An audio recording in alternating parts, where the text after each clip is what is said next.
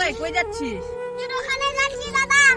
আরে তুই তোকে নিজের প্রিয় বন্ধু বলিস, ও তো তোর নামে কত নিন্দা করে। আমি মাত্র শুনে আসলাম, তোকে বলছিল তুই বাজে ছেলে, তুই পড়াশোনা করিস না, এইসব বলছিল তোর নামে।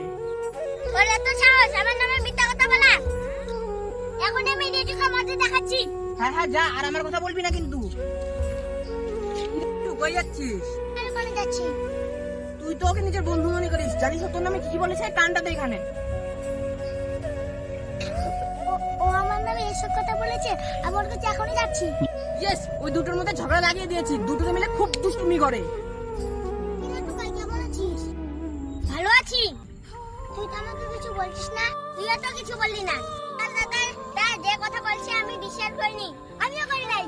আমাদের মধ্যে ঝগড়া লাগাতে দিয়েছিল, আমরা আমার বন্ধু, তার জন্যই পারেনি।